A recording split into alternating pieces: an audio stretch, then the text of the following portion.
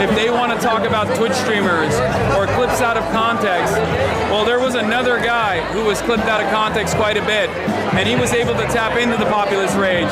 And that man has redefined American politics for the last decade. His name is Donald Trump. What's out of context, though, about saying that Americans deserve gun? Can you explain how that's out of context? Of course, it's a comment that I made that I apologize for the language that I used all the way back in 2019. I'm capable of showing humility. I'm capable of recognizing when I misspeak or speak out of turn. But the concept that I was referencing was also championed by Robert Kagan as recently as a couple of months ago, which is the concept of blowback, in which there's plenty of academic consensus on, that our meddling in the affairs of countries far away inevitably cause too much distress, and it has the capacity to blow back on us.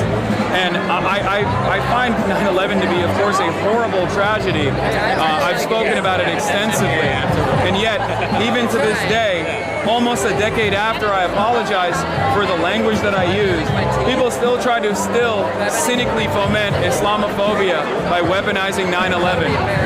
And we're now living in a time where Donald Trump is about to offer nukes to Saudi Arabia, the country perhaps most responsible for 9/11. So I see that hypocrisy.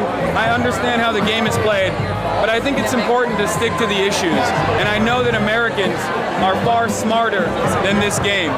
They were sick and tired of business as usual politics when they voted for Donald Trump, but Donald Trump unfortunately didn't offer an alternative. And now the cost of living crisis is worsened. So hopefully we're going to solve that for all Americans once and for all. Final question really quick. If Stevens happens to win tonight, what does that mean to you? That means that $70 million of outside expenditures was capable to subvert American democracy once again. We'll just go back to go back to organizing, and eventually we will organize money. However, I'm not very concerned about that as it stands currently. Well, I appreciate your time tonight. Thank you so much. Great no meeting problem. you. Nice to meet you. Moderately hostile National Review interview. Glad we got it on camera.